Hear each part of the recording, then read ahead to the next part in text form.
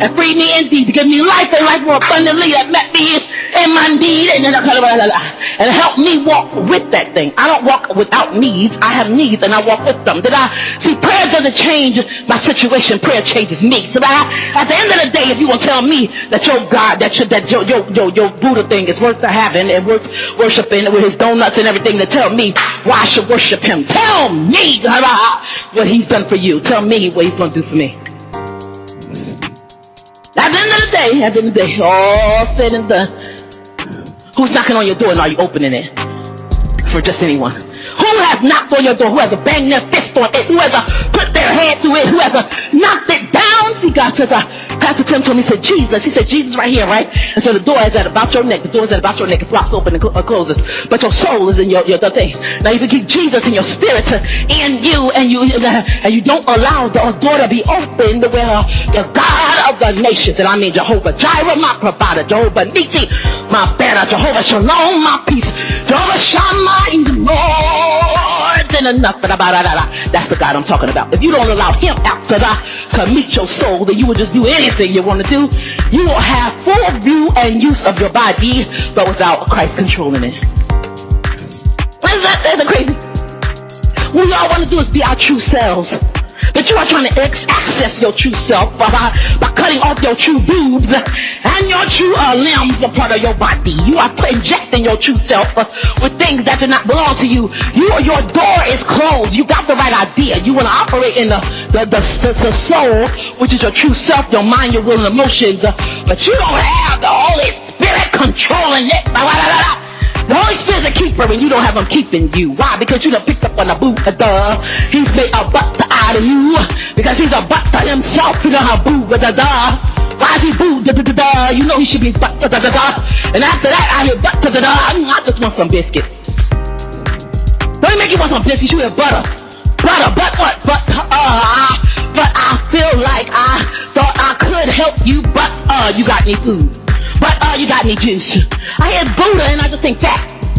Fat like that, fat back. I want some fat back, baby back ribs. I want some nasty, that's nasty. I want some fat. I want to be fat in that. Buddha makes me want to be fat because he's got Buddha and I think what are you butting? A big butt, butter, Buddha. Come on, what is a butter? What is a Buddha? What is that? I'm trying to. I'm being gentle in it. Because if you go with my God, see the thing is God's name is God, Jehovah Jireh. His name is what's his backup name? Jehovah. Let me hear you say something bad about that. I'm gonna have a problem with you. But that's his backup. His name is God. You call your Buddha of God. God's name is God. His backup is Jehovah. Do you understand what I'm saying? You are a backup. So back the way up to get up out of here. You are a Buddha. You don't belong here. What's your name? Worship me. Okay, what's your name? You sit down and interview. What's your name? Because I want to get an interview before I start worshiping you. What's your name? I'm back up out of here.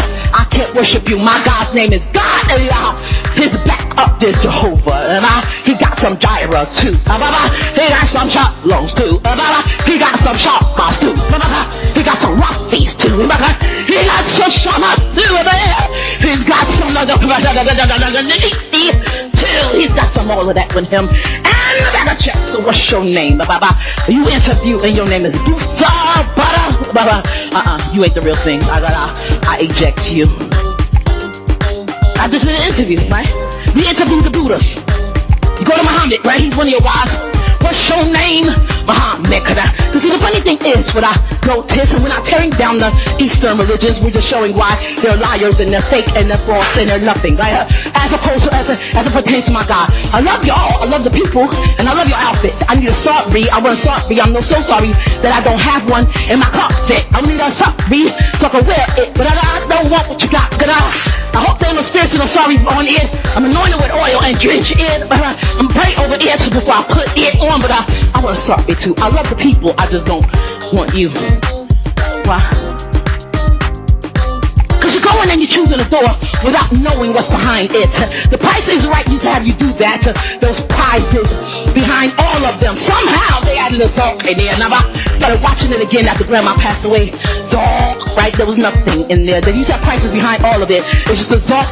When I'm back in the day when we started watching it, my grandma was a smaller price of a low value. However, since you interviewed and interjected and intervened into my story with the words right in I find that my price is right still, but I must choose between God and the booters, and if I choose the booters, I get songs in it. I don't like the songs of it. I don't want to look at the songs in it. I must choose the right door.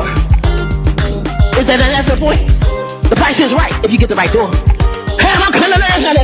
You can have the right price in your mind, but if you don't have on that show, if you don't be ready to choose a door, you are in a state most miserable. Why? Because even at the end of the day, when they cut it down, even if they don't have any doors, big doors on the show now, like they used to, for the showcase, remember that, the showcase at the end of the show, there's two of the biggest winners on the show, and at the end of the show, with the showcase, you must choose the